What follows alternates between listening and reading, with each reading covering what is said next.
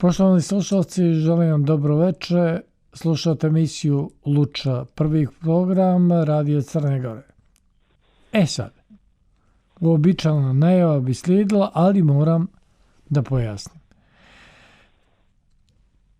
Toliki broj telefonskih poziva, toliki broj poziva koji nisu bili samo telefonski, već i Jesse Mikeli, stani brate, čekaj da ti kaže, vidi onaj Goran Potkonjak, možeš li nam učiniti to da opet bude gost u lokalu. A onda pozivi iz Kanade, pa pozivi diljem Amerike, a onda diljem našeg SFRJ prostora s akcentom najveći broj poziva iz Hrvatske. Ljudi te nenormalno poznaju i cijene. Znači, evo, ja se obraćam našem gostu i ne treba ga posebno najavljivati. Goran Potkonjak, operski pjevač, metafizičar i čovjek koji će nas sada za sam početak našeg druženja kao odgovor vama, poštovani slušalci, da opet bude gost na ovim talasima, a mislim da su malo i jedne i dvije i tri emisije s obzirom na ono što je Goran donio sobom. Ali ekskluzivno će sada, na sam početak, uz obozna dobro večer s naše strane, najaviti nešto što ćete imati priliku da čujete prvi put na ovim talasima. Gorane, dobrodošao, izvoli. Dobro večer, Miško, i još jednom ti hvala što si me pozvao da budem gost u tvojoj emisiji. I da ti pravo kažem, meni je ključno s kim razgovaram kad prihvatam neki razgovor ili intervju. U ovom slučaju ti si vrlo inspirativan voditelj, tako da sa oduševljenjem sam prihvatio tvoj ponovni poziv. Hvala puno, Goran. A to što si rekao da prvi put objavimo javno, to je reč o prvom ciklusu Univerziteta metafizika koji sam ja najavljivao već godinu dana, a evo sada je otvoren. To je, kako bih rekao, nešto što je bilo namenjeno zatvorenom krugu ljudi, samo članovima Slobodnog univerziteta Srbije. Ali, pošto se eto pročulo i evo kod tebe prvi put javno objavljujemo, ja ću tvoje slušalce obavestiti da ako neko baš zaista onako duboko u sebi ima potrebu, a ne samo želju da radoznalosti da saznaje nešto novo, za metafizikom može da se javi na naš mail civilizacija.teslijana@gmail.com i da proba da se upiše ukoliko bude bilo mesta i postoji jedan prijemni ispit, da kažem, za praktikum koji sam ja morao da napravim, jer znaš kako, upis prve generacije jeste otvoren za sve, ali je namenjen odabranima koji umeju da čuju, jer opasno je davati takva znanja onima koji nisu vredni toga. Tako da program je jedinstven. Zašto? Zato što se niko ne bavi ozbiljnom metafizikom. Gurui i ti, da kažem, life coachevi i razni iscelitelji ubacuju metafiziku gde im je zgodno i vode ljude u opasne zablude jer nemaju svest o celini.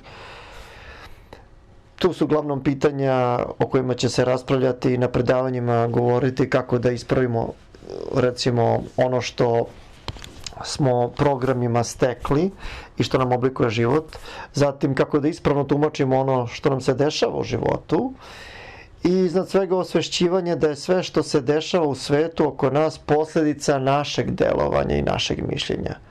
Što je neverovatno kad se gleda s racionalne tačke gledišta, u stvari je velika istina. Ovo su samo, kažem, neka od pitanja na koje ću odgovoriti na predavanjima o tome kako funkcioniše prava priroda stvarnosti.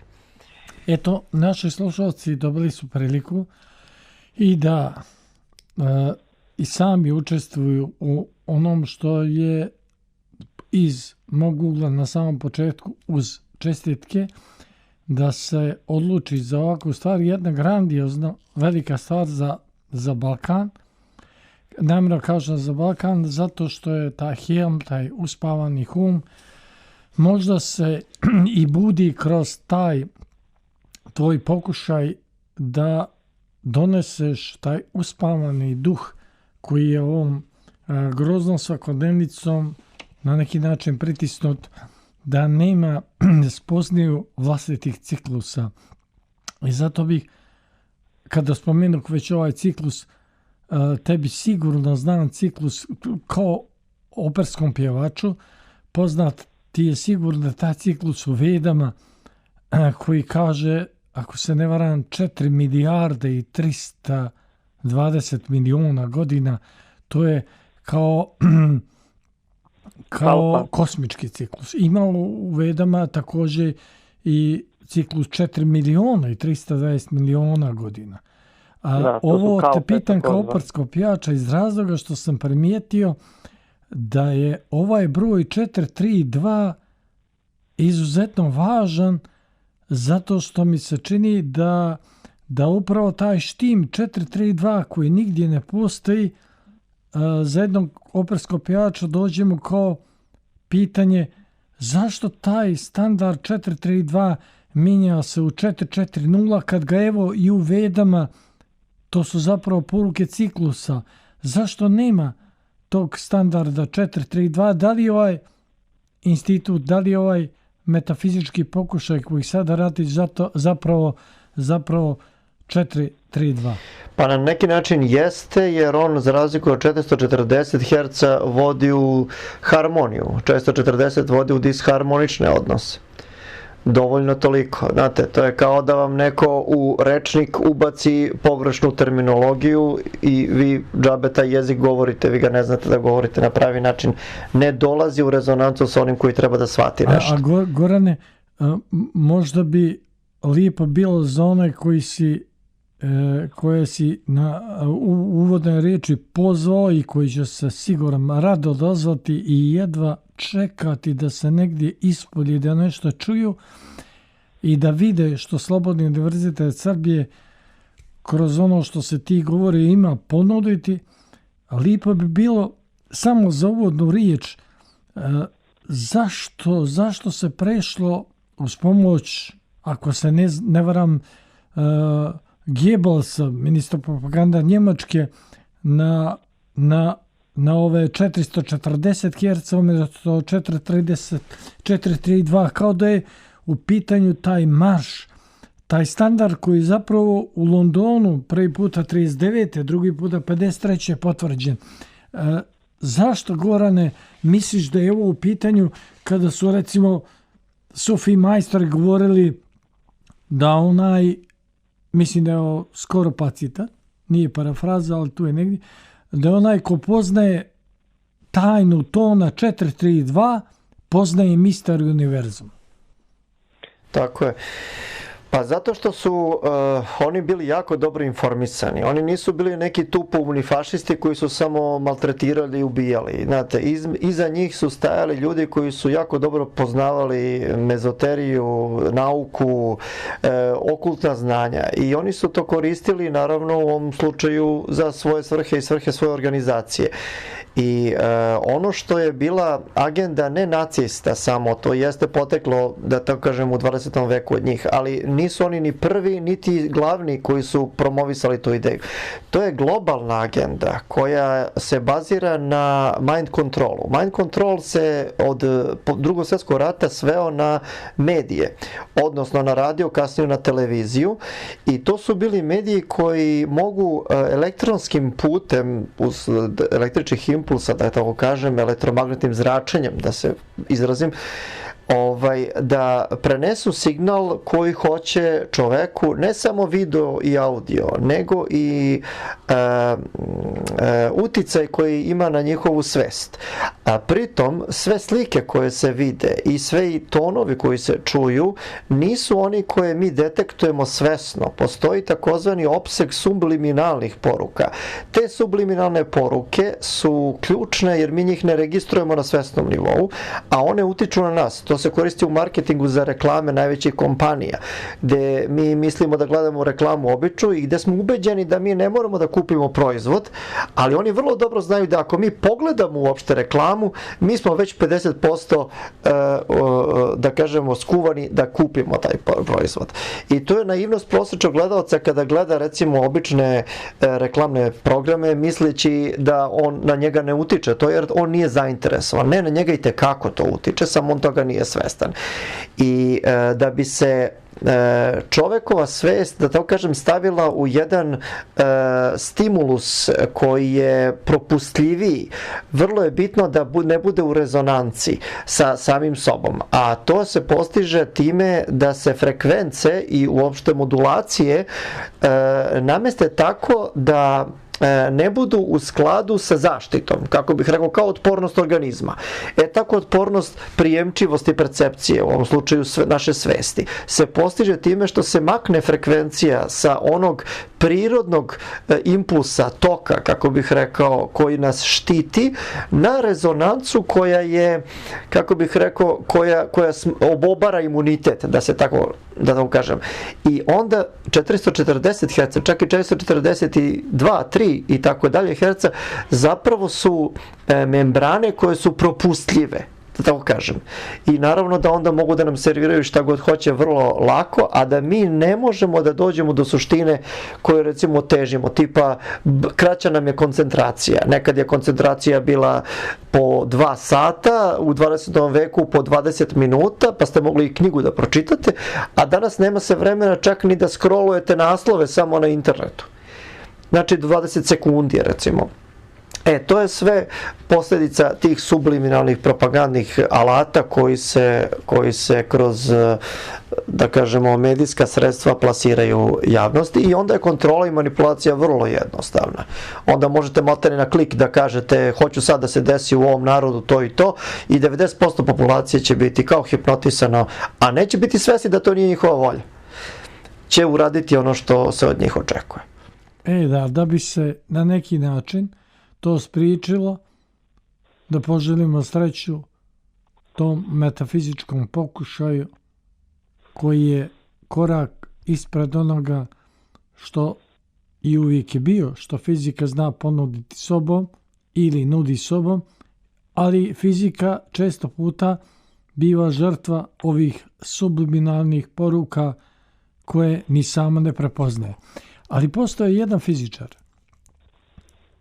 i ljekar i muzikolog i arheolog i ko će sve nabrojati. Čovjek koji je u 14. godini govorio 11 svjetskih jezika, od kojih 2 svjetska jezika koja je govorio nisu bili među živima. U 14. godini. Čovjek koji je po svemu sudeći preveo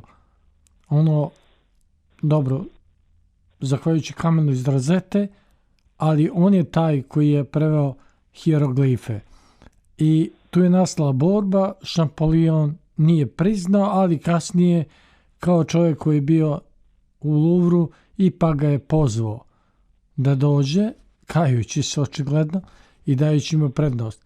Čovjek za kojega su govorili da je znao sve za taj period, ja mislim 1773, eto ima 37 u svom rođenju, ima to lužičko porijeklo kada sam istraživao, ali interesantno je da taj čovjek koji se zove Thomas Young napravio jedan eksperiment sa 2 prolaza, moguće i ponesen starim znanjima do kojih je on mogao doći, i o tome ćeš ti večeras najduži dio vremena posvetiti i pažnju naših slušalaca i svoju vlastitu pažnju, a svim onima koji dobro ne razumiju šta sam najavio ili to nisam najspretnije uradio, molim vas, poštovani slušalci, obrate pažnju na Goranove riječi, jer čini mi se najtemeljniji dio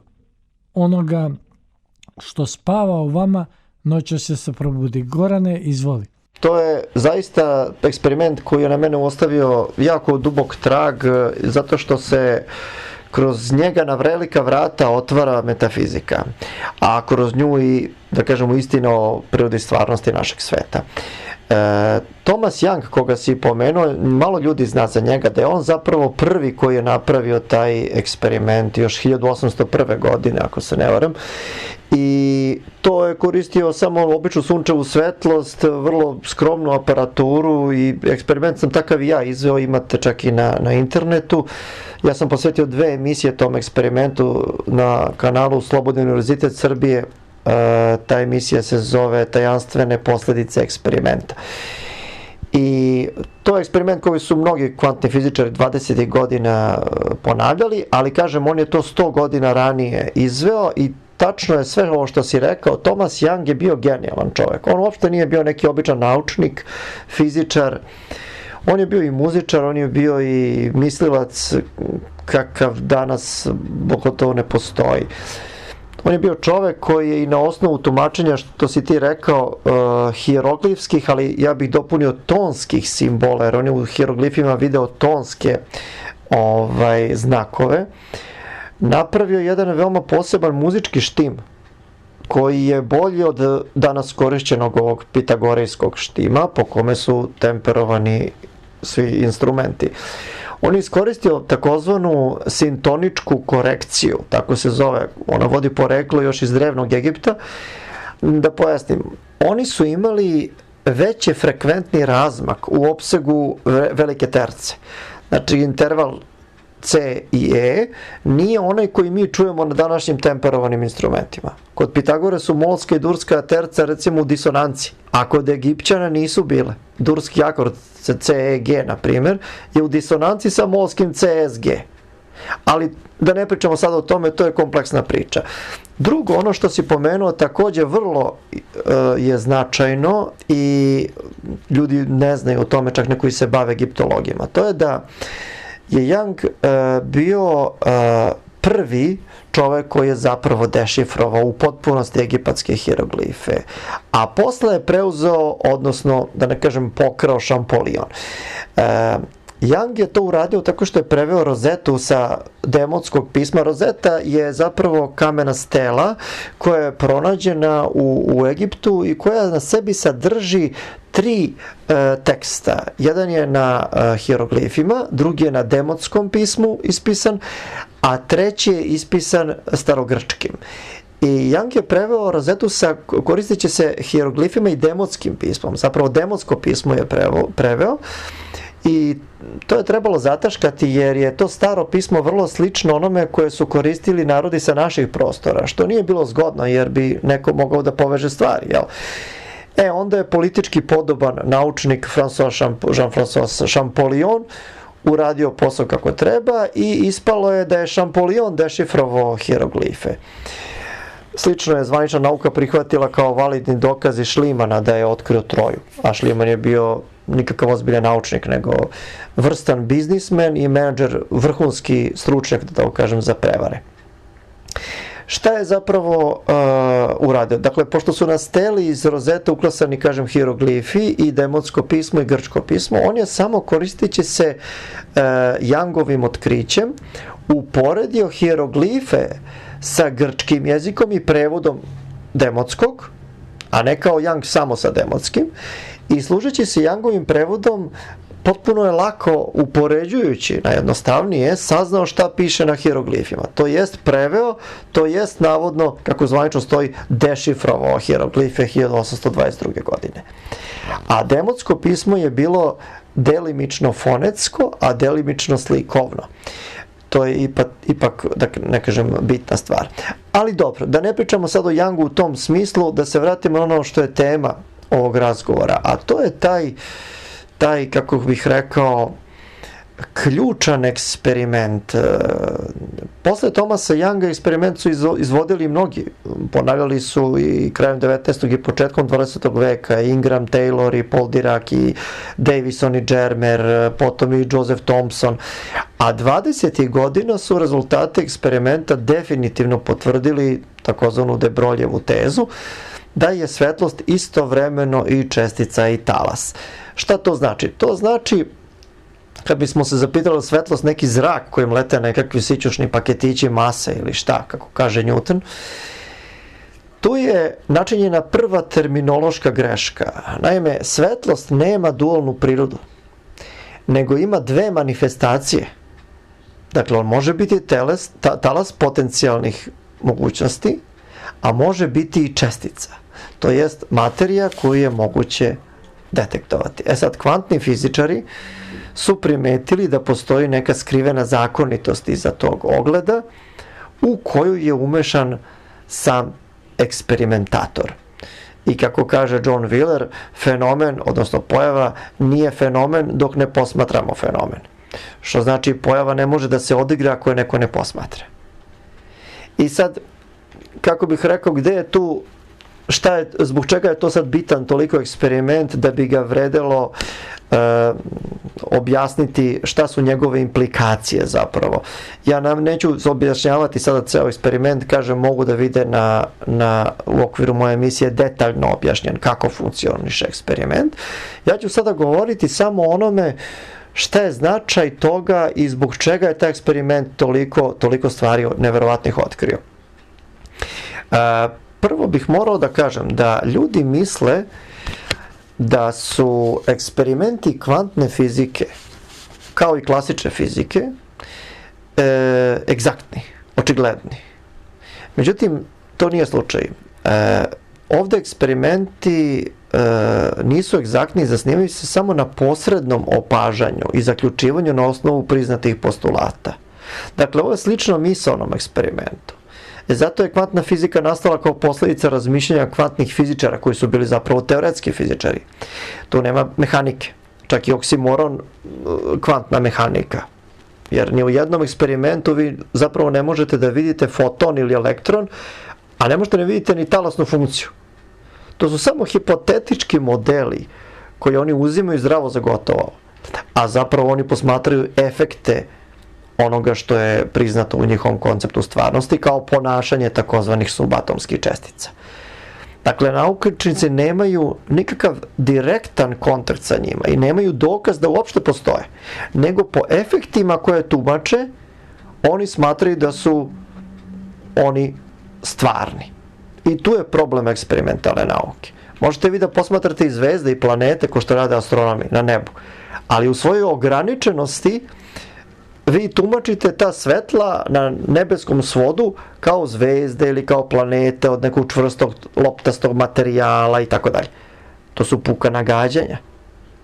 Kao ja recimo kad bi sad hteo da istražim kako radi automobil i upalim automobil da prođe ispred mene, ja eksperimentom skupim sve dobijene uzorke izduvnih gasova. I sad na osnovu tih izduvnih gasova ja tumačim kako radi motor. Znači, to su gluposti. Ali ozbiljna fizika se ozbiljno tretira te stvari. Sad, osnov zablude je što nauka ne razume da materijalne čestice u atomu nisu stvarne, jer osnovni gradivni element materijalnog sveta ne može biti materijalna čestica, nego informacija, što je duhovni svet zapravo, a ne fizički. Ja o tome pričam na svojim predavanjima i dokazao sam u nekoliko predavanja zašto to mora biti tako. Dakle, ovo nije idealistička filozofija, ovo je činjenica. Demokritov koncept, koji je, da tako kažemo, osnova savremene nauke, da je fizički svet sačinjen od materijalnih čestica, koje u nekom momentu nekako kad evoluiraju, stvore složenije u strukturu i na kraju nastane misao. To je suprotno onome što je Platon, recimo, verovao, to je da je ideja, to je smisao, ili ja kažem svest, ta koja stvara materijalni i fizički svet stvarnosti.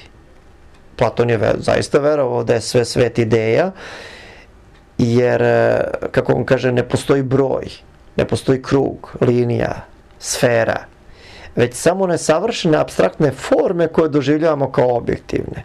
Čak je on napisao, sam Platon u jednom delu, kaže, svet je živo biće, obdareno dušom i inteligencijom,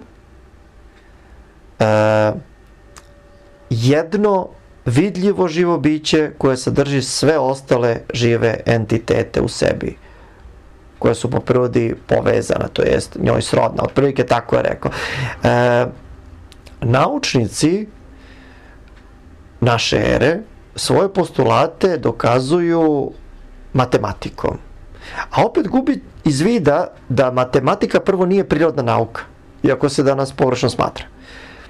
Jer matematika nije ništa drugo do deskriptivni jezik, kojim se opisuje nešto u prirodi. Dakle, ne objašnjava se, nego se opisuje. To je vrlo značajna distinkcija. Kao kada bih ja rečima opisivao ljubav. Pa da li je to da ljubav? Kako god ja pesmu da napišem o ljubavi, a naravno da nije. To je samo moj nesavršeni pokušaj da opišem rečima. A takav opis nikom ne bi ništa značio ako to nije sam doživeo, tako? To je dokaz najbolji ljubavna poezija koja neke ljude gane, a neke ostavi potpuno ravnodušnim. Ili recimo kad bi da pokušamo slikom ili slikovnim jezikom, bojama, dakle na platnu, da opišemo mržnju. Pa najdalje što bi smo mogli kao slikari da uradimo, to je da nacrtamo čoveka koji je besan. Ali ništa ne kaže o samom besu. Znači, to što je 2 i 2 4, ne znači ništa onome koji ima višu svest. A ako je prizeman, on tu vidi vrhunac logike i tu se njemu priča završava. Tako da, Miško, da me ne shvatiš pogrešno, to ne tvrdim ja, nego mnogi tvorci, da kažemo, ideje matematičkih koncepata, a na primjer jedan od najvećih umova Evrope bio je Immanuel Kant, on je to isto tvrdio. Matematika je po Kantu samo, kako on kaže, konstrukcija ljudskog uma. Dakle, ona nije prirodna, nego ljudski opis određenim deskriptivnim jezikom. Isto tako je i naša logika, u koju ne sumnjamo, prirodna slika ispravnog mišljenja, kako je doživljamo, potpuno neistina. Jer logika je isto konceptualni mehanizam, koji je naravno stvorio čovjek na osnovu ograničenog znanja, na osnovu kojeg posle uspostavljamo za nas validni kriterijum kojim tumačimo stvarnost. I onda kažemo, ako nešto nije logično, onda to nije istina. Pa da, ali niko ne preispituje da li je logika ispravna, kako bih rekao. Jer postoje mnoge stvari koje su vrlo logične, ali nisu istinite. Evo recimo heliocentrični sistem, on je vrlo, kad ga razložite na sastavne delove, vrlo logičan. Ali džaba nije istinit. Razume? Tako da, sad, da se vratim na temu. Odakle je to krenulo? Krenulo je naravno od drevne Grčke, ali osnovne postulate savremenog tog ontološkog, da kažemo, osnovnog polazišta je napravio Descartes, koji je, moram da kažem, završio jezuitski koleđ, a to je jako bitno. On je utvrdio ontološki koncept racionalnost na bazi logike, da ga tako parafraziram, na kome se bazira današnja nauka, a naravno i to je sve na osnovu Demokritovog atomizma, to jest materijalnog sveta. I sad vidi o čemu se radi. Da, naravno, nastavili su posle Leibniz i Spinoza, međutim njihov stav je bio da postoje a priorne istine pre bilo kakvog opažanja, to jest iskustva. To je ono Einsteinovo, ja želim da verujem da mesec postoji i kada ga ne gledam. A Niels Bohr ga pita, a kako znaš ako ga ne gledaš? Tako da, naravno, Bohr je u pravu, Einstein nije. Descartes je te a priorne istine, kako kažu, koje postoje, bez obzira da li ih neko posmatra, dakle, ne zavise od onog koji ih posmatra, on je došao do toga tako što je hteo da sumnja u sve. On je sumnjao zapravo u sve. Pa je došao dotle da sumnja i da on sam postoji. To je otud ono cogito ergo sum, odnosno sumnjam, dakle postojim, poznata kao mislim, dakle postojim. Ali vidi sad ovo, svima koji mučnu glavom, pa mora biti jasno da je Descartes samom svojom idejom, mislim, dakle postojim, cogito ergo sum, automatski priznao i princip sum res cogitam. A to je princip koji potvrđuje da mora da prethodi onaj ko razmišlja, da bi se uopšte razmišljanje dogodilo, tako? Dakle, svest, ja to zovem biće. Znači, ono mora biti uzrok koji leži ispod mislećeg čoveka. Nije misleći čovek taj koji je uzrok. Jer posmatranje podrazumeva postojanje, je li tako? Jer ono što ne postoji ne može da posmatra.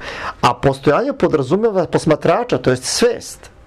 Jer bez svesti ne bismo mogli da posmatramo. Proces opažanja je svesni čin.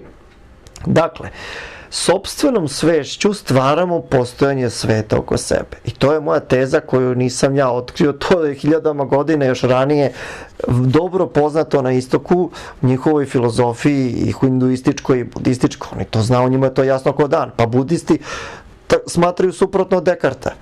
Oni tvrde da iza misli nema onog ko misli. I oni su u pravu. Jer svest je ujedno i misao. To nije neki dualni entitet koji ima misaoni proces unutar svog, da kažem, astralnog tela, pa sad on kao nešto misli. Sedi na nekoj stolici pa negde on misli, pa makar bio Bog. Ne. Sama misao je onaj ko misli. Po Indusima opet, kada nema misli, praktično nema ni individualne svesti. Što je tačno, ali to je druga priča sad. Sad da se vratim na Dekarta. Dakle, kartezijansko mišljenje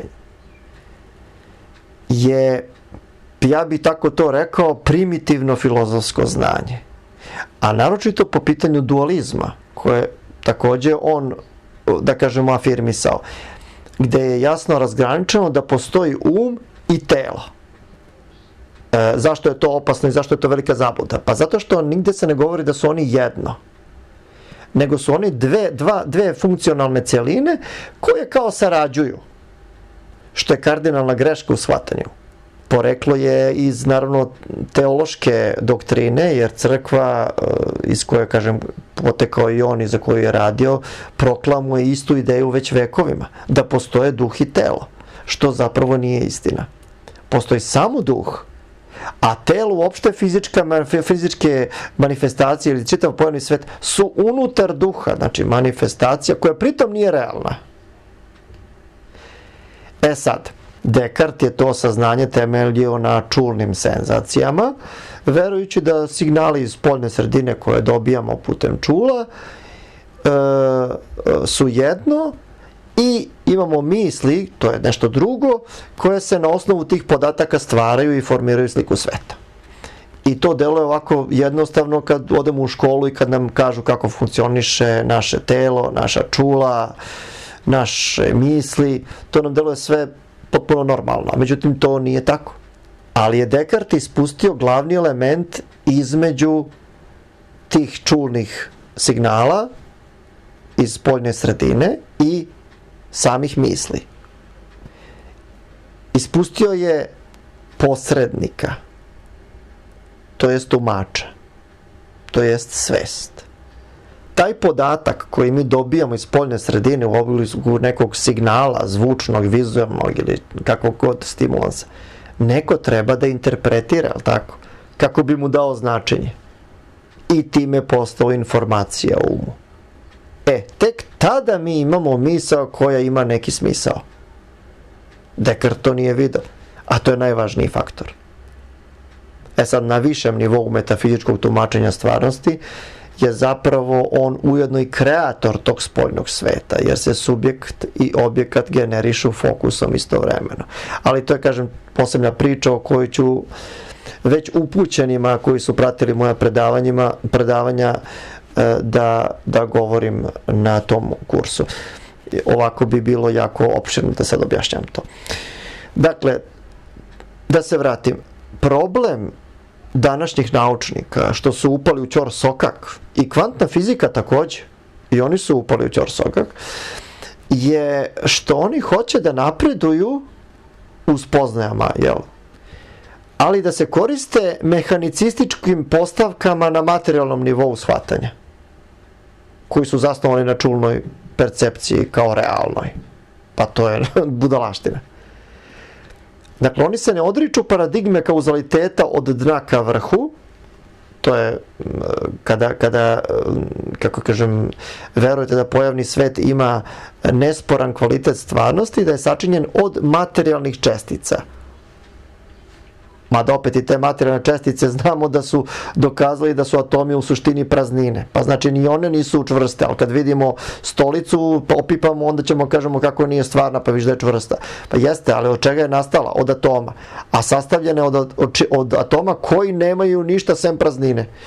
Pa onda kako to? Otkud čvrstina?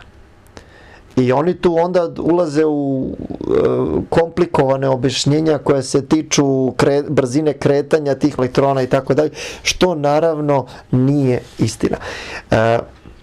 Nauka smatra da se sve dešava kao proizvod slučajnosti, slučajnih kombinacija i interakcija koje evolucijom stvaraju kompleksne strukture i tako dalje. Umesto kauzalnim poretkom, kako ja to zovem, sa vrha ka dole. To jest od tvorca svesti ka ovom, da kažemo, manifestovanom pojavnom svetu. Materialistički koncept podrazumeva da je svaka konstrukcija izgrađena od sitnih čestica. Dakle, zgrada je izgrađena od zidova, zidovi od cigla, cigle od prašine, prašina od atoma. Dakle, sve je sastavljeno iz sitnih delića, da tako kažem, koji su takođe materijalni. Dakle, ako se može deliti ta najsitnija čestica, to znači da postoji nešto još manje od čega je ta čestica nastala, to jest napravljena. Drugi problem materialističke nauke je u tome što ako je čestica nedeljiva, dakle fundamentalna, od čega je ona stvorena? Kako je ona nastala?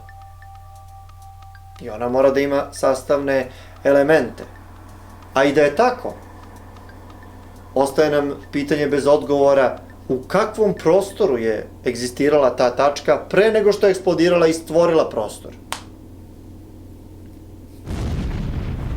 Materialistička nauka ima još jedan problem. Nijedna od tih elementarnih čestica nikada nije viđena. Niko nije video, nijedan fizičar nikad nije video elektron. U čemu je problem? U tome što oni nisu nikada posmatrali čestice, nego efekte tih čestica. Kao na primjer, kada pritisnemo prekidač, uključi se lampa. I mi izvedemo zaključak da svetlost lampe stvara prekidač. Jer kad god pritisnemo prekidač, eto svetlost u lampi. U tom kauzalnom procesu od dna ka vrhu, dakle od najsitnije čestice mikrosveta, koji naravno izgradi posle predmete koje vidimo u svojoj okolini, dakle do makrosveta, nekako na volšeban način u nekom tu koraku nastane, zamislite, i svest, koja daje smisao. Oni ne priznaju da je nastala svest, ali priznaju da postoji definitivno smislena konstrukcija, kontekst, koji može samo svest da obezbedi, ali pošto svest ne postoji, dakle sam od sebe se stvorio smisleni kontekst atoma i molekula. Dakle, oni sami nekako znaju kako da se organizuju i da naprave stolicu. Ili da naprave neki organ čoveka. Ili da naprave biljku. Kako se milijarde tih čestica tako savršeno spoje, kao da znaju šta treba da čine u sopstvenoj simbiozi sa ostalim česticama koje su milijarde i milijarde, i stvore konstrukciju koju mi vidimo i za nas ima smisla. Naravno, za nauku je to misterija. Kako ptica zna da leti? Niko je nije učio. Odrasla ptica ne uči malu pticu. Ptići ne posmatraju roditelje iz gnezda kako lepršaju u okolini drveća, pa uče. Ne, oni odmah krenu, malo nekad nešto ne uspiju iz prvog puta zbog razgibavanja, 2-3 puta posle toga oni već idealno lete, nekad iz prvog puta. Nadam se da vam je jasno da je to neodrživ koncept, jer niko nikada to neće uspeti da učini. Još od drevnih civilizacija, mnogi mistici su imali intuitivne uvide koji su im otkrivali pravi izgled našeg sveta. Ali što se savremene materialističke nauke tiče, kažem, najznačajniji doprinos, po mom mišljenju, je eksperiment o kome smo počeli da pričamo, a to je sa 2 proreza, koji je izveo Thomas Young. Suština je da je on prvi došao na onu ideju koju su kvantni fizičari 100 godina kasnije zapravo utvrdili, a to je da je svetlost talas. Zapravo da ima talasnu prirodu. Uprkos priznatom Newtonovom korpuskularnom učenju, koje je tada bilo zastupljeno, da je svetlost sačinjena od materijalnih čestica koje čine zrak dok lete. I to je kao svetlost. Znači, oni lete i to su znači male materijalne strukture. Zapravo ideja je potekla u stvari čak iz 17. veka od naučnika po imenu Christian Huygens, koji je prvi dao ideju o talasnom tumačenju svetlosti. Eto, čisto da ne bude da nismo rekli, jer to je Young samo potvrdio. I kasnije, posle 100 godina, kvantni fizičari 20. godina prošlog veka. I da, još jedna stvar koju gubimo iz vida, a to je da svi ti stari naučnici, kad kažem stari, ne mislim 20. vek, nego 19., 18., 17., tako da, čak i antički, to su zapravo bili ne naučnici u današnjem smislu reči. To su bili filozofi. Nauka se nekada zvala do pre 200 godina nepunih filozofija prirode. To su bila razmišljanja, nisu to bili eksperimenti u pravom smislu reči. Tu i tamo je nekad neko stvarno uzeo neku pologu i nešto uradio. Pritom, naravno, svi su bili, uglavnom svi jezuiti i crkveni službenici. Od Kopernika i Keplera do Dekarta, Darwina. Zanimljivo je što je današnja nauka potpuno, kako bih rekao, šizofrena, jer je, vidi sad šta je to interesantno, zvanično je priznala, i danas se priznaje, Newtonova, da kažemo, Newtonovsko-Einsteinovska paradigma stvarnosti, a ujedno su priznali i kao validnu i kvantnu kopenhašku koncepciju stvarnosti. A njih dve su u direktnoj suprotnosti. Dakle, Newtonovsko-Einsteinovska i kvantna kopenhaška su potpuno u suprotnosti, a obe su danas potpuno priznate. Čak se spekuliše i sa onom Everettovom teorijom iz 50-ih multiverzuma. Da i to je kao, to vole sad ovi moderni, kao da zamišljaju kako postoje paralelni svetovi i tako dalje. Mada je Bohmova interpretacija u stvari možda najbliža istini, ali ona se potpuno marginalizuje, ona je odbačena, ja mislim, nije uopšte u domenu zvanične fizike priznata, zato što su oni doživjeli da je Bohm to više filozofirao, da je to više u domenu filozofije.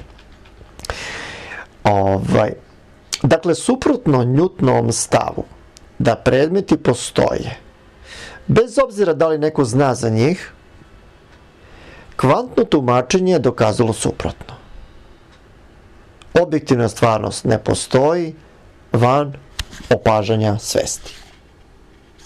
I sad, suština je da oni kažu posmatrač, jer u eksperimentu sa duplim prorezom vidimo da čim se faktor posmatrač uključi, menja se rezultat koji dobijemo na interferencionoj ploči, na ovoj ploči i dobijemo interferencioni signal. Suština, dakle, je da nije posmatrač taj koji menja rezultat eksperimenta, kako to izgleda njima zaista, to je nesporno, nego je to svest koja putem informacije stvara stvarnost. To je bitno shvatiti. Zašto? Zato što to dalje vodi u zaključak da objektivni svet oko nas, koji subjektivno doživljavamo, nema spora, zapravo fizički ne postoji. I to je ono što sam ja rekao, da svetlost nema dualnu prirodu, nego su čestica, odnosno materija i talas, dve manifestacije jedne iste prirode. Prošlog puta sam objasnio da je opšte prihvaćeno tumačenje da kolaps talasne funkcije izaziva prisustvo posmatrača ili čin merenja. Međutim, nije ispravno zaključiti da talas kolabira zahvaljujući posmatraču, pa čak ni njegovom merenju, već informaciji. Posmatrač obavlja merenje, čime dobija saznanje o informaciji, što je ključna stvar koja dovodi do kolapsa talasne funkcije. Sad, pitanje je ko je taj posmatrač? Posmatrač je svest.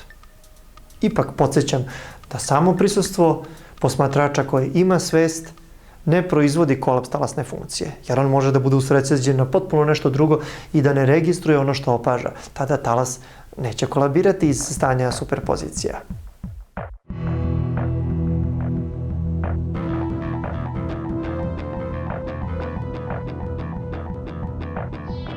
Kolaps talasne funkcije stvara informacija.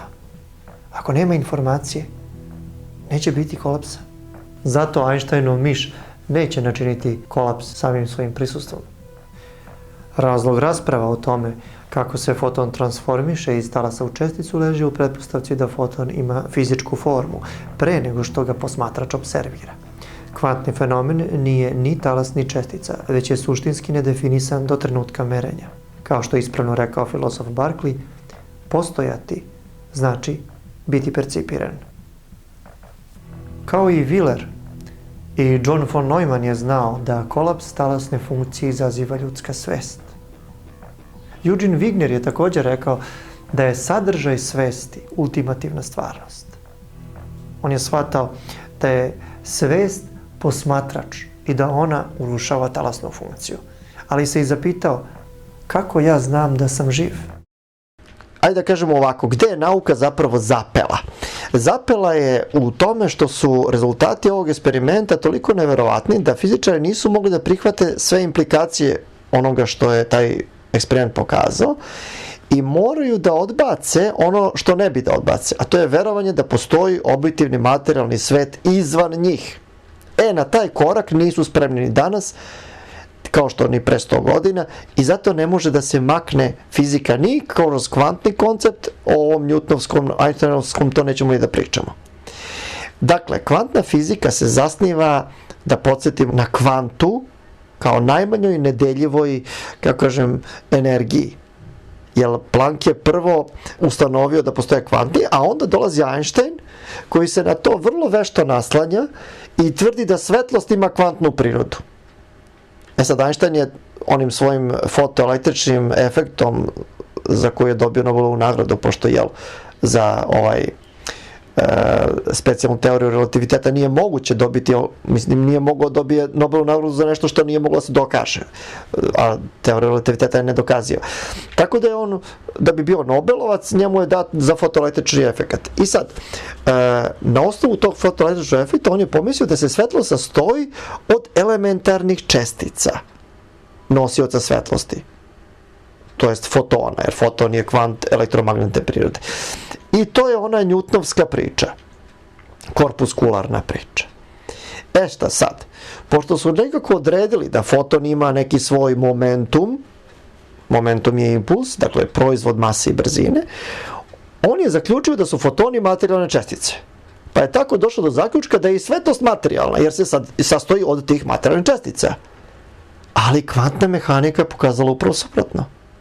Jer da je čestica, pa ne bi bilo moguće da foton postane talas. Je li tako? Kako tvrde kvantni fizičari. Sad tu dolazimo do takozvanog Heisenbergovog principa neodređenosti, koji govori da čestica može biti na mnogo mesta istovremeno. Znači, u prevodu ništa ne možemo da znamo dok ne proverimo. I to je Einstein u onoj diskusiji čuvenoj sa Niels Bohrom rekao, ne verujem da Bog baca kockice. A Bohr ga pita, pa kako znaš? Nemoj da govoriš Bogu šta da radi. A Einstein na to kaže, pa želim da verujem da je mesec na nebu čak i kad ga ne gledam. A da ponovim šta je Bohr odgovorio, kako znaš da je mesec tamo dok ga niko ne posmatra? Kontekst u kome očekujemo rezultat definiše vrstu rezultata. Ako merimo horizontalni spin, dobit ćemo levi ili desni položaj. Ako merimo vertikalnu orijentaciju, dobit ćemo položaj gore ili dole. Ako merimo rotaciju, dobit ćemo smer kazaljke na satu ili suprotan smeru kretanja kazaljke. Naučnike zbunjuje što ta vrsta nelokalne interakcije nije poznati oblik interakcije. Ona ne uključuje potrošnju energije i prevazilazi nama poznata ograničenja prostora i vremena. Nelokalna interakcija je trenutačna, momentalna informaciona interakcija. Ja čujem u javnosti ljudi kad recimo pričaju o atomima ili o svemiru, oni često govore kako može, recimo jedan od argumenata, kako možemo da tvrdimo da je, ne znam, Zemlja ravna, a nije loptasta, kada su sve planete loptaste. Prvo gubimo iz vida da nema dokaza da su planete uopšte planete, kako ih smatra nauka, ali još ponajmanje loptaste, da uopšte imaju formu tela. Ali drugo što je još gore, povezuju sa mikrosvetom i kažu pa i atom je lopta i elektroni su loptice, gubeći iz vida da to nije istina, da je to samo grafički prikaz koji pamtimo iz školskih knjiga i zato mislimo da je to stvarno. Grafički prikaz atoma koji pamtimo iz školskih knjiga je da je atom neka sićušna loptica koja ima neku opnu koju čine orbite. To su putanje po kojima kao planete lete negativno naelektrisani elektroni. U središtu atoma je jezgro sa pozitivno naelektrisanom česticom, protonom i neutronom. Posle su elektrone počeli da predstavljaju ne baš kao sićušne kuglice, nego kao nekakvu amorfnu maglu, nekakav neodređeni oblak. Ono što nam nisu lepo objasnili je da atom zapravo nema jasnu granicu, to jest opnu. Njegovu granicu zapravo definišu te orbite po kojima kruže elektroni. Ili još gore, ta magla koja se raspršuje i neprekidno menja. Pritom, ni sami elektroni nemaju predvidivo kretanje po svojim orbitama. Oni često nestanu sa jedne putanje i istog časa se stvore na drugoj, bez signala koji bi im to omogućio. To je kao kada bi išao voz prugom Beograd-Niš i onda u jednom času nestao sa te pruge, ali u istom tom sekundu se pojavio negde na pruzi kod Zagreba. Znači, preskoči barijeru prostor-vreme. To je kvantni skok. Ove sekunde stojim u ovoj sobi, sledeće sekunde nalazim se na potpuno drugom mestu. Hiljadama kilometara dalje, ali nikome nije preneo. Kvantni skok se dešava i u makrosvetu, ali nije tako očigledan. Očigledan je doduše u snovima, na filmu ili u mašti. Sam otac kvantne mehanike, Max Planck, je decidno rekao, nauka ne može da reši najveću misteriju univerzuma zato što smo mi sami deo misterije koju pokušavamo da rešimo. I sam je čak rekao, moramo prihvatiti da iza te sile postoji svest, odnosno, mislim da je rekao inteligentni um, i da je on matrica celokupne materije. Gorane, izvini, molim te, samo jedna digresija o kad je Max Planck rekao ovakvu rečenicu, nije zgore da se posjetimo šamana na daskama Jima Morrisona, koji je u 27. godini otišao iz ove njihove priče nebuloze fizičke egzistencije u jedinu moguću duhovnu egzistenciju, ali tada je rekao ove riječi koje su ovog trenutka dok i ti izgovaraš u meni rezoniraju na istoj stvarnosti, u istoj stvarnosti u kojoj Max Planck, eto, bio je to što je bio, a Jim Morrison, evo, pjevač grupe Dorsey, a rekao je, pokušavamo da pronađemo nešto što nas je već pronašlo. To su potpuno iste riječi. Eto, toliko. Izvini. Jeste, pa i Meister Eckhart, čuveni mističar srednjeg veka, evropski, je isto rekao, kaže, mi pokušamo da tražimo ono što nas traži. Niels Bohr, Onoga časa kada dođe do merenja, Schrödingerovu matematiku možete izbaciti kroz prozor. Drugim rečima, sve dok nema merenja i posmatranja, jednačina radi. Zdravorazumski pogled na svet po kome objekti egzistiraju izvan i neovisno od našeg posmatranja pada u vodu pred kvantnim zakonitostima. Nemački fizičar Werner Heisenberg u knjizi Rađanje naučne filozofije piše: položaj i impuls kvantne čestice ne stvara sama čestica nezavisno od posmatrača, već ih stvara sam posmatrač kroz proces posmatranja kvantnih događaja. Eugene Wigner je dobro zaključio da kvantna fizika operiše opažajima, a ne osobinama. Otac kvantne mehanike, Max Planck. Nauka ne može da reši najveću misteriju univerzuma zato što smo mi sami deo misterije koju pokušavamo da rešimo. Albert Einstein je primoran da zaključi: na osnovu posljednjih analiza jasno je da prostor u fizici nije nešto prirodno, nezavisno od ljudske misli. Stvarnost je iluzija, mada veoma uporna. U eksperimentima se posmatra ponašanje elektrona, odnosno fotona. A šta je zapravo elektron? Nekada su smatrali da je to, kažem, paketić mase sa nekom energijom. To jest zgusnuti talas neke energije, da tako kažem. Naučnici elektron zamišljaju da je to nekakva tačkica sa osobinama mase i energije. A to je zapravo nematerijalna tvorevina koju ja zovem informacija. Pored toga, nemoguće je poslati jedan foton, jer foton je potencijal. I zato on može proći kroz dva otvora istovremeno, kako kaže. To jedna čestica ne može. Ali kada ga lokalizujemo kao trag na detektorskoj ploči, kao česticu, to je onda šta? Pa to je onda naša ekstrapolacija. To je naša stvarnost materijalna, pojavna, da tako kažem. Mi svakoga časa zapravo menjamo ne samo sadašnjost, nego menjajući sadašnjost menjamo i prošlost, ali toga uopšte nismo svesni. Jer naša svest može istovremeno da fokusira samo jednu putanju koja se aktualizuje, putanju događaja, razvoja događaja.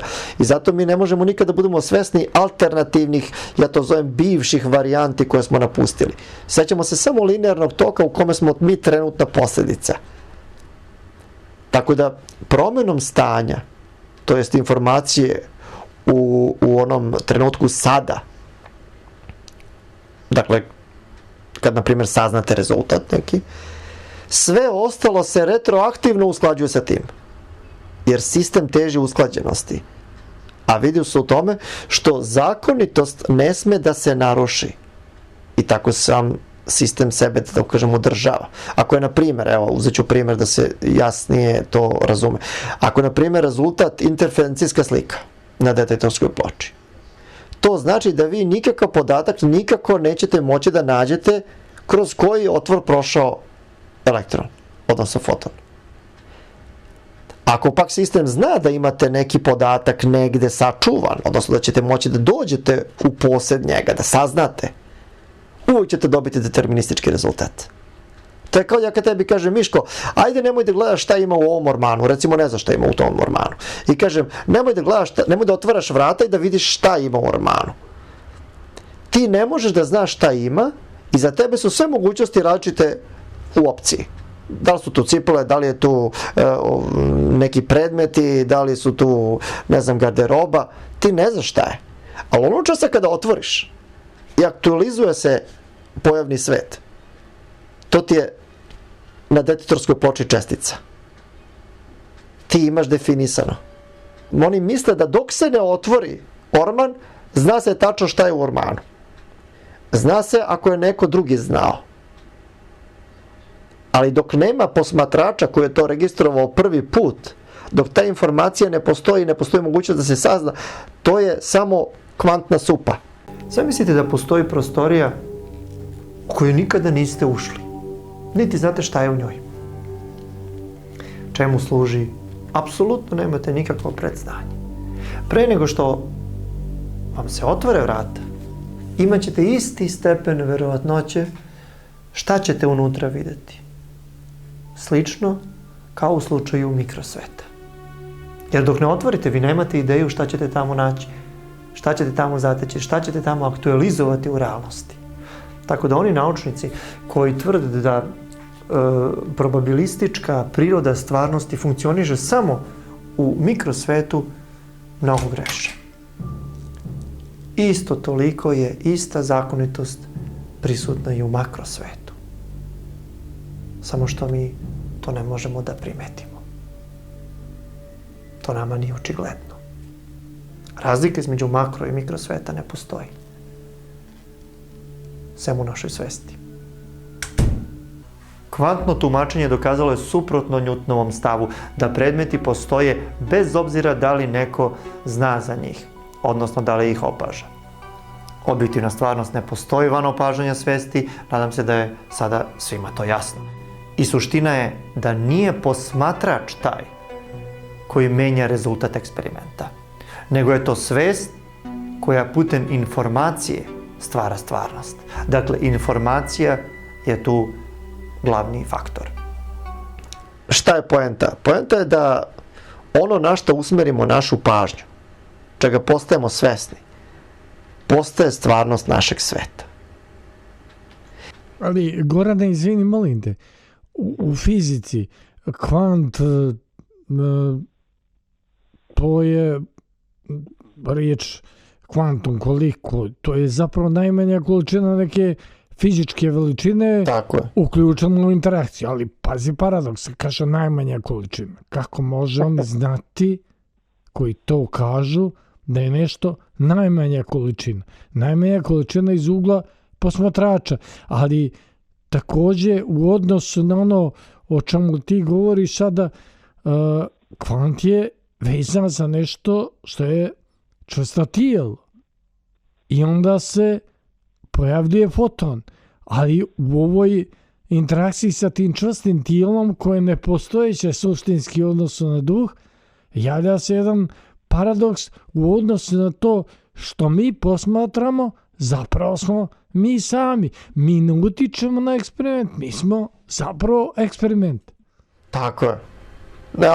Evo sad ja tebe da pitam, odakle je tebi to saznanje, a nisi prošao stručnu obuku kvantnog fizičara? A kvantni fizičari rade to vekovima, odnosno fizičari, poslije toga i kvantni fizičari, i to im nije jasno. Znači, odakle tebi to? Ja to zovem zdrav razum. Ali sad ajde, objasni mi zašto nemaju zdrav razum fizičari, na primjer. Šta je to toliko teško shvatiti? Jer pazi, ima još jedan efekat, još jedan čak eksperiment, to je takozvana dokaz za nelokalnost, takozvani akcija na daljinu. Ja sam isto napravio emisiju o tome gdje sam objasnio kako to funkcioniše. Čemu se zapravo tu radi? Radi se kada dva elektrona koja su bila, da kažemo, u jednom kvantnom stanju, dakle, jedno kvantno stanje podrazumijeva da budu opozicija jedno drugom. Znači, ako jedan se vrti, ima spin s leva na desno, drugi mora da se vrti s desna na levo. Znači, to je prosto yin i yang. Uvek mora da budu oni da bi bili upareni, da bi bili, kako kažem, komplementarni, oni moraju da budu u kontraspinu. I tako se zna da je jedan muško, jedan žensko, jedan je levo, jedan je desno, jedan je svetlost, jedan je tama. Tako mora da postoji celina. Bez tog balansa nema svemira, nema pojavnog sveta, dualnosti. I sada oni su odvojili ta dva uparena elektrona, ta dva para. To je ono kao, znate, svi smo bili jedna celina, pa smo se odvojili, pa svako čezne da nađe svog para i tako dalje u kosmosu. Zamislimo ta dva elektrona kao tog najbliskijeg srodnika, para. I sada, jednog su stavili na potpuno jedan kraj sveta, drugi elektron su stavili na drugi kraj sveta. Kad god merite jedan elektron, ovaj drugi, koji je na drugom kraju sveta, zna kako i rezultat će biti i on sebe stavlja u kontrapoziciju. Znači, ako ovaj ima spin na levo, ovaj će da ima na desno. Ako ovaj ima na desno, iz nekog razloga ovaj će imati na levo. I sad oni su shvatili da je tu reč o nelokalnosti, ili ti akcije na daljinu, bez signala. Dakle, nije bilo posredne komunikacije, da bi se jedan elektron, kako bih rekao, informisao šta se dešava sa drugim, pa da se on u skladu sa tim ponaša, da zauzme drugu vrstu kretanja. Kako se to dešava? To njima nije bilo jasno. I onda je to Einstein nazvao sablasni fenomen na daljinu. Uporene čestice se tako ponašaju da kada je spin prve čestice na gore, druge mora automatski da bude na dole, bez obzira koliko su vremenski ili prostorno te dve čestice udaljene jedna od druge. One trenutno zauzimaju suprotan položaj. Zaključak. Svako merenje jedne čestice uzrokuje komplementarni ishod pri merenju druge. Merenje čestice A istog časa pokazuje efekat na uparenoj čestici B, uzrokujući da talasna funkcija njenog spina kolabira u komplementarnu suprotnost. Čestica B kao da zna kada je merena čestica A i kojoj je parametar meren i sa kojim rezultatom. Jer ona tada, u skladu sa naravno tim, zauzima sopstveno stanje. I podvlačim, nelokalna veza povezuje čestice A i B bez obzira na vremensku ili prostornu udaljenost. Ono što želim da vam kažem, a što nauka ne govori, je da merenje čestice A ne pokazuje samo stanje čestice B, već ono zapravo proizvodi to stanje. Pošto je promjena čestice B praktično momentalna, neki naučnici pretpostavljaju, objašnjavaju to da ona putuje nad svetlosnim brzinama i da zato imamo utisak da se to sve dešava istovremeno. Ali ne postoje nadsvetlosne brzine koje prenose informaciju o tome šta se meri i koje je stanje prve čestice. Ta komunikacija se ne odvija zahvaljujući nadsvetlosnim brzinama. Ona ne koristi nikakve brzine, jer nema nikakvog putovanja od tačke A do tačke B. Tajna je u preraspodeli informacija, kojima vreme nije potrebno jer one egzistiraju van prostorno-vremenske dimenzije. Informacija je trenutno dostupna u celom sistemu koji je u korelaciji. To nam jasno otkriva da je zapravo čitav fizički svet stvoren samo od informacija. Da nije tako, materiji bi bilo potrebno neko vreme da pređe rastojanje od tačke A do tačke B. Wolfgang Pauli, kvantni fizičar, je uparene elektrone u atomu iz jednog stanja rasparao, kako bih rekao, i kad ih god ih udalje, on je video da su one ostale zauvek povezane i da tačno jedan par zna, odnosno jedna čestica zna šta se dešava s ovom drugom, što je nemoguće bilo kad nema nikakav signal. I onda je Einstein došao na ideju da je moguće da oni komuniciraju brzinom svetlosti, ali sad brzina svetlosti je opet vrlo diskutabilna.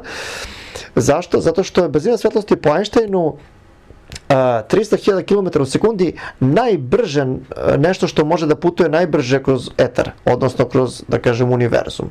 Ne postoji nekakav signal koji može da putuje brže od brzine svetlosti. Međutim, koliko god da su daleko, čak i na najvećim rastojanjima koje su mogli da ih udalje, oni trenutno reaguju. Kad se meri kod jednog, odmah se dobije i kod drugog, kao da znaju, kao da imaju neki telefon mobilni koji ih vezuje brzinom većom od brzine svetlosti.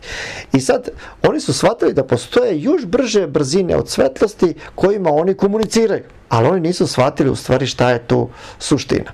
Suština je da nije bilo nikakvog prenosa signala. Nikakvog. Nego da je to zapravo jedna celina, jedna svest.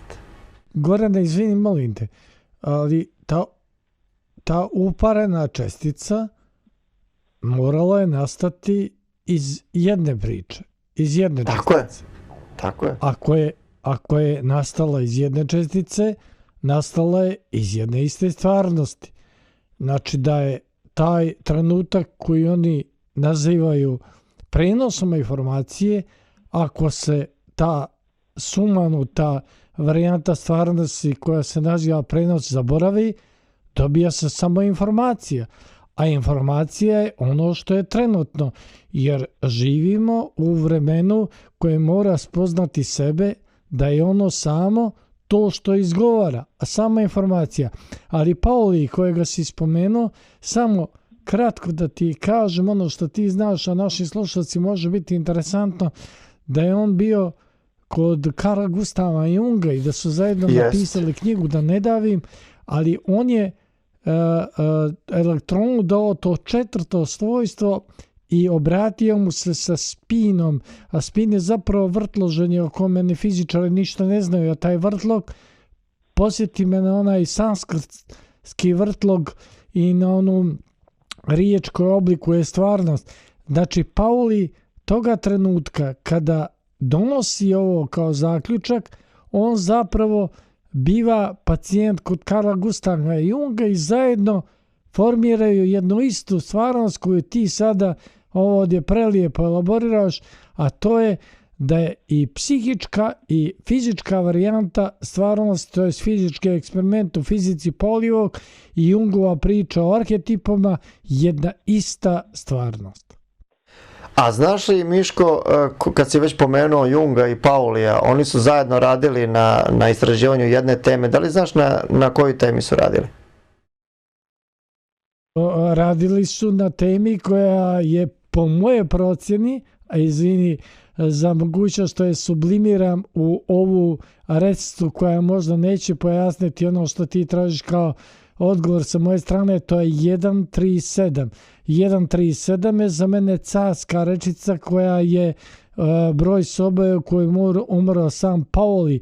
Ta trojnost u 4. i jedinstveno toj informaciji 2 polja psihičkog i fizičkog rečeno kroz sinhronicitet je naša stvarnost. Tako je. Oni su radili zajedno na sinhronicitetu. Ali da se vratim znači na ovu priču. Dakle, tajna je u preraspodeli informacija unutar svesti, te zato nije potrebno nikako vreme, niti, da kažemo, prostorno-vremenska dimenzija kroz koju će neki signal da prolazi. Informacija je trenutno dostupna celom sistemu jer je sve jedno. Sve je jedno. Bilo kakva dualnost u prirodi je samo iluzija uma. I to imate toliko istočnjačkih tradicija koje govore o tome, ali eto, kvantni fizičari i opšte fizičari toliko kaskaju, ja mislim, 3000 godina za onim što su znali na istoku odavno.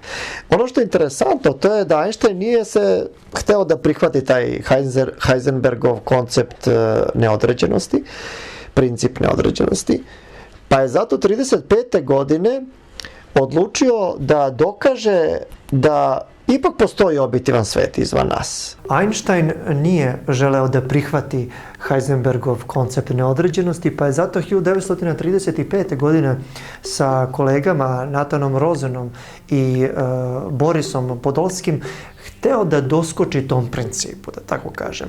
Lukavo je pokušao da uparene elektrone koji reaguju kao blizanci, dakle koji su nelokalno povezani, izmeri, ali tako što će jednom da meri poziciju dok drugom bude merio brzinu. I šta misliš kako su prošle, odnosno kakav je rezultat eksperimenta bio? Pa mogao je biti samo jedan, to je EPR eksperiment 1935. godina i jedan rezultat o trenutnom prenosu signala, znači jednoj stvarnost. Tako je, ali vidiš šta, oni su trebali na neki način da prevare kreatora, ali elektroni su bili lukavi. Onog časa kada je elektronu jednom merio položaj, brat blizanac kao da je znao šta se radi njegovom bratu i on je istog časa zauzimao novo stanje koje remeti merenje. Kada se jedan od ranije povezanih kvanta podvrgne merenju, on bira svoje sopstveno stanje, a njegov blizanac također bira svoje stanje, ali ne slobodno. On je uslovljen svojim bratom. On ga bira, dakle, u skladu sa izborom koji je odabrao njegov brat blizanac. Ali uvijek odabere komplementarno stanje. Elektronima ne možete doskočiti zato što su oni svest, a ne materija izvan duha. To Einstein i njegovi pobornici nisu mogli da shvate jer su mislili da se svet može objasniti fizikom, a zapravo može samo metafizikom. Jer Einstein i pošto današnji isto fizičari, oni ne shvataju da Iako dva fizička oblika vide u ovoj pojavnoj stvarnosti, vide kao odvojena, to ne znači da su oni odvojeni suštinski, da oni nisu jedno. Ako neko nije razumeo, evo primjera koji će im to pojednostaviti. Imamo dva diska. Jedan je potpuno prazan, drugi ima snimljen sadržaj. Stavit ćemo ih u dve kutije, potpuno identične, i pomešati ih. Pomešat ćemo ih tako da ne razlikujemo koji je koji. Jedan disk, odnosno jednu kutiju, šaljemo u Ameriku, drugi u Indiju. Onoga časa kada u Americi otvorimo kutiju i u njoj nađemo, na primjer, prazan disk, tog časa će se u Indiji odrediti drugi disk kao pun. John Bell je umeo da nosi i čarape različite boje, da bi pokazao da ako je jedna čarapa jedne boje, druga je sigurno druge. Puno smo važnih stvari istakli.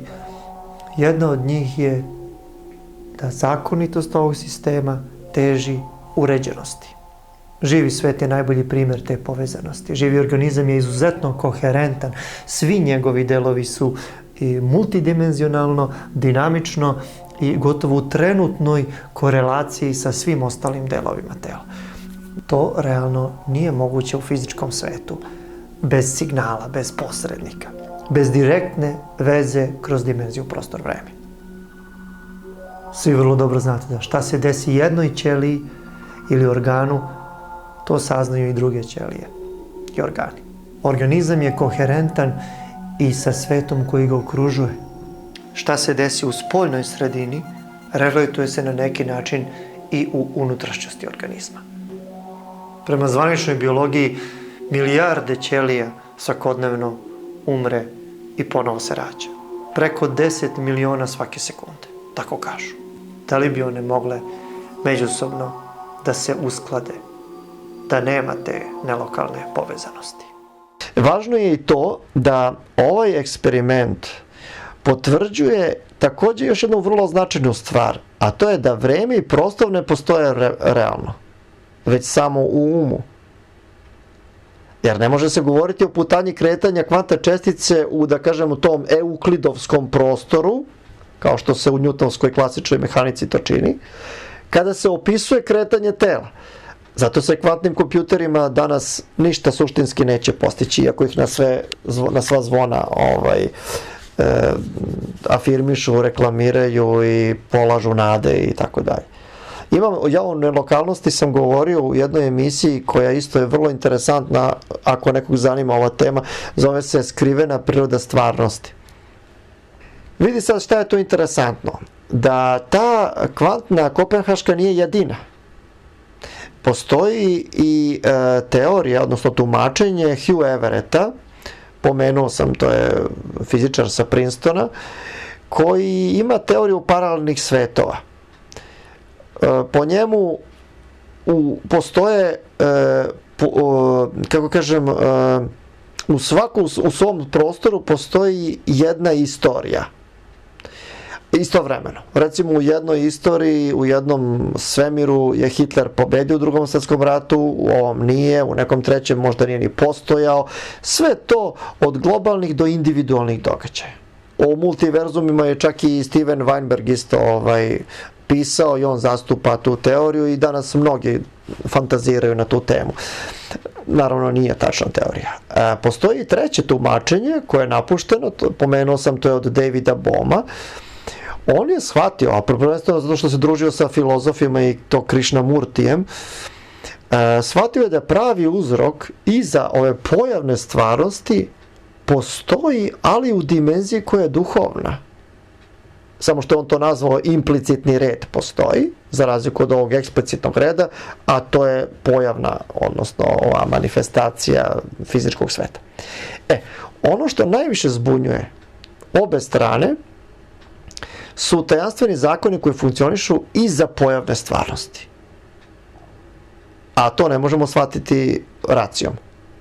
Ne shvataju da su sami stvorili neke događaje, nego vide to kao odvojeno, kauzalitet im ne drži vodu po logici koju su naučeni i oni kažu nemam ja veze s tim. Ne shvataju da u suštini, ne shvataju šta su oni, šta je svet oko njih, šta su ljudi, šta su događaji. I da, postoji četvrto tumačenje, to je matematičar sa Oxforda Roger Penrose. On opet veruje da brojne mogućnosti kolabiraju u jednu stvarnost zato što bi beskrajno održavanje svih njih u nekim paralelnim dimenzijama, kako govori Everett, multiverzuma, zapravo zahtevalo previše energije. Sad, tačno je da one ne postoje, ali njegov argument je jako naivan. Jer najstabilnije stanje jeste ono za koje je potrebna najmanja energija. Ali on greši jer smatra da za održavanje bilo kakvih potencijala uopšte je neophodna nekakva fizička energija. Penrose uopšte ne razume da nema energije koja održava potencijalne mogućnosti, jer su one zapravo misao. Ne troši se nikakva energija za misao svesti.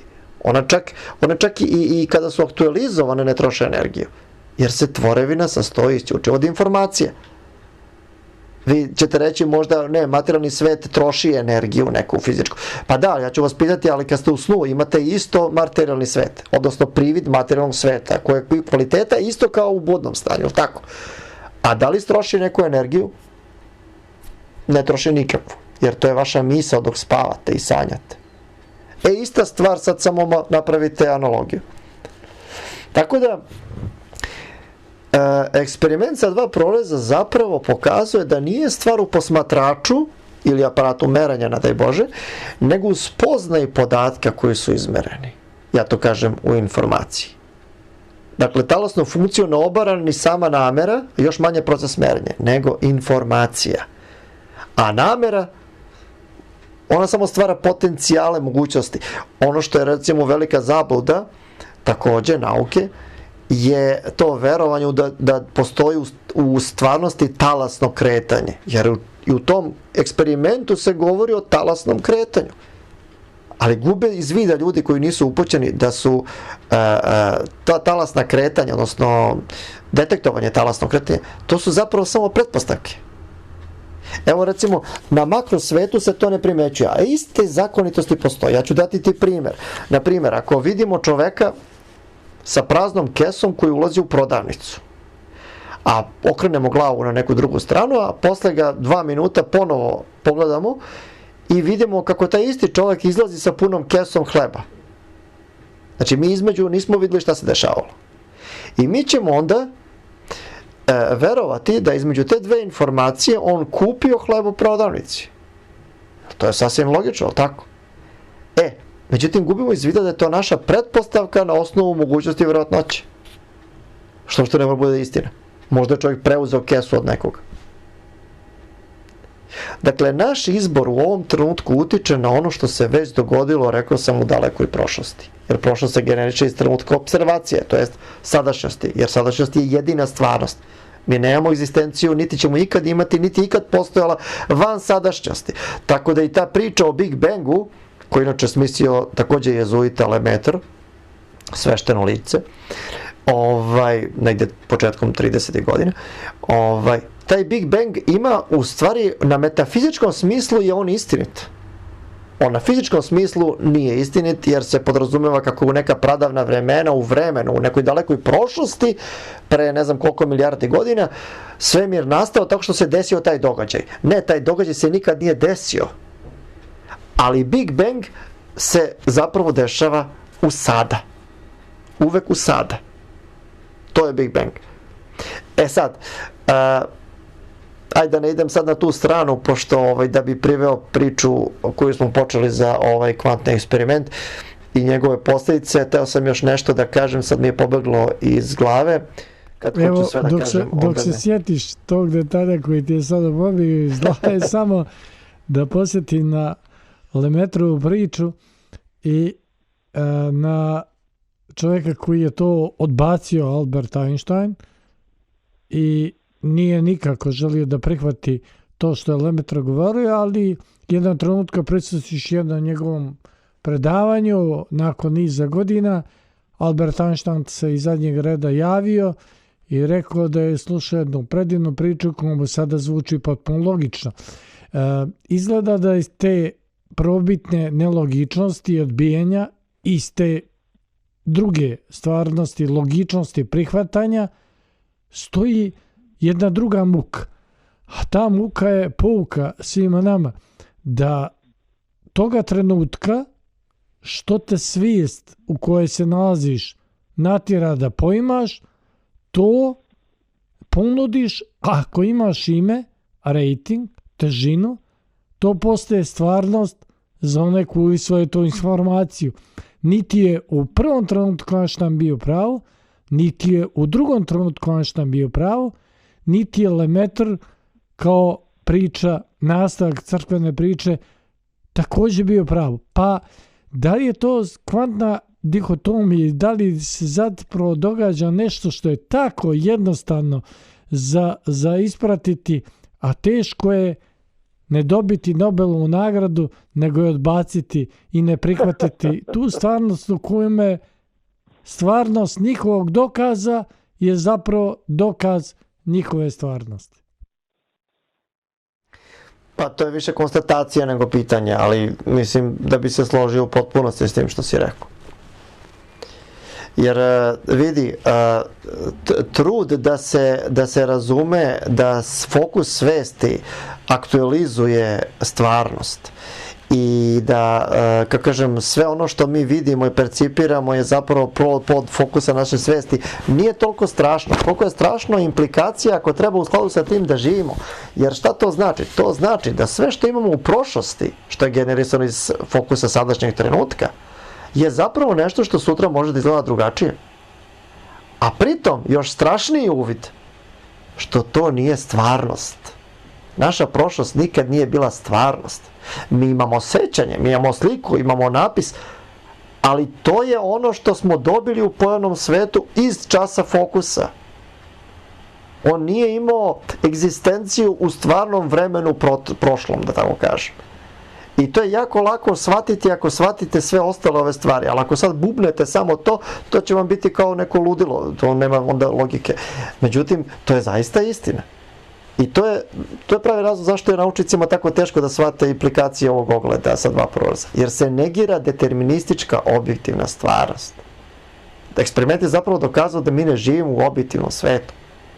A kažem, nauka ne želi da se odrekne tog shvatanja jer bi se kompletna fizika srušila i biologija također i sve takozvane prirodne nauke i mi bismo morali iz početka da shvatamo kako mi to živimo.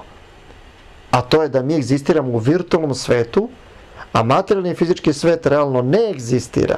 Dimenzija vremena i prostora su samo hipotetički modeli koji su izmišljeni da bismo razumeli pojavni svet. I sad, da se nadovežem na ovo tvoj zdravorazumski uvid, ja ću te podsjetiti da postoje i plemena koje smatramo primitivnim u Australiji koji se zovu Aboriđini. Pa oni su bukvalno na višem mentalnom i duhovnom nivou od zapadnjačkih naučnika. Jer ovo što ja sad pričam, oni znaju i oni prosto u toga žive. Oni znaju da je kretanje iluzija i da ne postoji objektivno determinisana stvarnost sa konceptom kauzaliteta od dna ka vrhu, već obrnuto. Uprošćeno rečeno, ne postoje slučajnosti i sve je deo promisli. Tako da, ja ću detaljnije izložiti ovaj koncept na predavanjem Univerziteta metafizika, pa eto, koji uskoro počinje za zatvoreni krug članova Slobodnog univerziteta, pa ko želi da bude član može da prisustvuje tome, jer to je, što ti kažeš, možda i za 50 godina tek će neko shvatiti, a ja... Interesantno je, Gorane, da Aboriđini, kad bi ih tako nazvao kao domorodačka plemena Australije, oni bi se uvrijedili, mada Aboriđini znači ono što je od početka, ali oni ne prihvataju da se za njih kaže Aboriđin. U jednom trenutku u njihovom plesu, u njihovoj igri je bilo nazočno jedna istina koja je degradirajuća po onog ko ne želi da je vidi, a to je da postoji kretanje, ali to kretanje je isto što i mirovanje. i treba samo spoznati, a ne poludjeti, a pritom se kretati. Ma najbitnije je njihov uvid, Miško, što oni znaju da je ovo san. A mi mislimo da mi sanjamo kad spavamo i to je nešto nestvarno, a kad se probudimo to je nešto stvarno. A oni su svesni da je ovo isto to, samo iz druge perspektive. Da mi u stvari živimo san.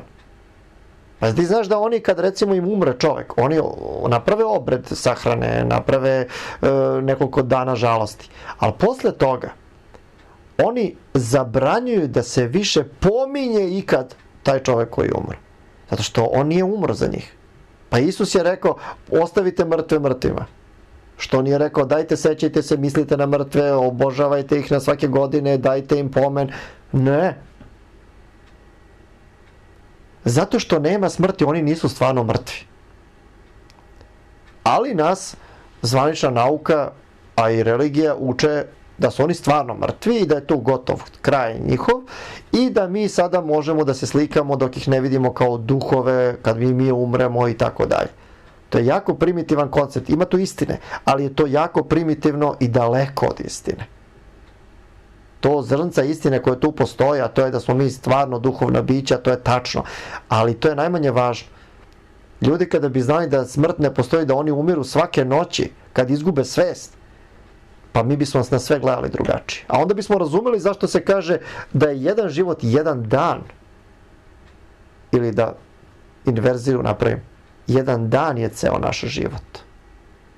Znači kad se sutra ujutru probudimo, to je novi život, to nije sledeći dan, nego je memorijski korpus takav da kada uključimo svest ujutru, mi dobijemo odmah kako se zovem, šta sam radio, gde se živim, sve memorijski paket dobijemo sa podacima. I mi mislimo, lepo je, mi smo postojali juče i prekjuče, imamo kontinuitet, fino nam je, ali kad pogledaš se u ogledalu, ti ćeš vidjeti kroz vreme kako se ti faktički menjaš. Znači u tebi se sve menja, ti više nisi isti čovek. Ali kako znaš da si to ti? Znači ko je taj unutra koji gleda se u ogledalo i zna da si to ti, iako se sve fizički promenilo? Neko država taj kontinuitet. To je svest, to je naše biće. To svakako nije telo ili mozak. Jer gde on skladišti onda te memorijske informacije? Gde? U nekom korteksu tamo, gužva ih, u nekom tkivu ili šta, neke budalaštine.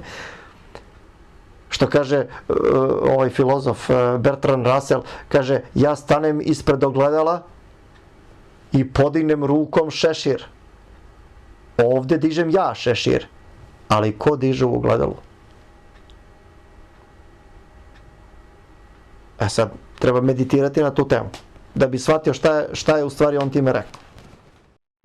Gorane, da li čovjek može da se zapita ili slušalcima da se ponudi to kao pitanje pri kraju večerašnjeg druženja sa tobom, što je bilo predivno slušati te i stvarno jedna meni draga emisija, zahvaljujući prije svega dragom gostu.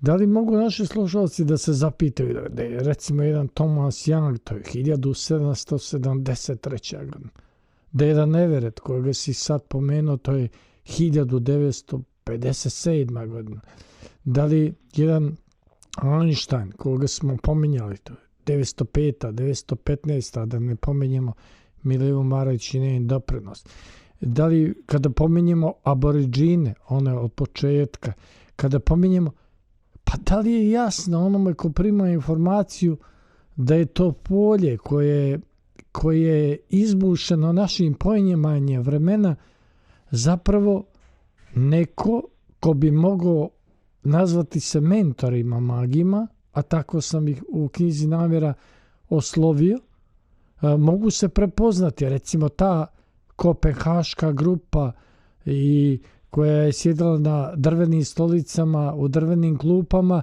jednog trenutka i jednog dana, ti veliki fizičari od kojih je zapravo najstariji bio Bohr 60. godina, ostali su bili, pa Paul imao 21 godinu i nevjerovatno je da ih je autoritet, koji ja nazvam mentorima magije, pozvao jednog dana i rekao je, prostorija u kojoj se vi nalazite bit će zaključana dok se ne dogovorite kakvu stvarnost ćemo ponuditi svijetu. Ko su zapravo oni koji su zaključali ove autoritete, ovo je stvarni događaj. Kao što su Pauli otpalili 21 godina do Borovi 60 godina. Ko ih je zaključio? Znam ko je to uradio, ali ne bih odgovorio, nije trenutak, nije ni vreme ni mesto, ali ću dati nagoveštaj da ljudi sami mogu to da povežu. Evo činjenica. Znači, Bohr jeste bio najstariji. Pauli, ne samo Pauli, i Schrödinger, i Heisenberg, sve su oni bili klinci, 20 i nešto godina. Znači, oni su bili projekat. Tu celu kvantnu priču Hitler je nazvao jevrejskom podmetačinom. I to ne treba shvatiti baš tako olako, jer Werner Heisenberg je radio sa njim. Uglavnom su to bili Nemci, Schrödinger, Pauli, i oni su po mom mišljenju imali zadatak da naprave, kako bih rekao, opoziciju ovoj zvaničnoj Newtonovsko-Einsteinovskoj, pa danas Hawkingovskoj, da tako kažem, fizici, koja je korpuskularnog karaktera, dakle, ontološki gledano na Demokritu zasnovana, i kao opoziciju za one koji hoće da gledaju apstraktno, koji hoće da dobiju alternativu, oni su bacili kvantnu fiziku koja se zasniva filozofski na istini, oni su to obelodarili, ali u praksi oni su zapravo od toga nisu napravili ništa. Znači, od kvantne fizike mi danas nemamo nikakvu suštinsku korist, i oni su ostali na nivou uvida od kojih u praksi nema ništa. Dakle, ostali su u teoriji. Jer to što oni govore, to je filozofija malo, da kažemo, uprošćena filozofija sa Dalekog istoka. To vam je vedantska Advaita Veda doktrina. Prema tome, kažem lažna opozicija, jer je to isto ono što su recimo uradili protestanti, odnosno katolici sa osnivanjem protestantske crkve, koja suštinski je kao suprotstavljena, oni su non-stop bili u ratovima, a zapravo osnov im je isto sveto pismo, tumače ga maltene identično sa nekim nebitnim razlikama i faktički rade istu stvar. Samo eto, kao oni su zaraćene strane. Tako da crkva je stvorila nauku kao sopstvenu lažnu opoziciju, i dan danas ima ljudi koji veruju da su to dve različite stvari, da su naučnici neki koji ne priznaju crkvu zato što su kao ateisti, a ovi su nesvatajući da je ateizam opet vera. Samo vera u nešto drugo. Nikakva razlika. Da li ja verujem u elektron ili talasno kretanje ili verujem u anđele i demone, to je potpuno svejedno. Poenta cele priče je da su se napravile, pogotovo za 20. vek, a i nekoliko vekova ranije,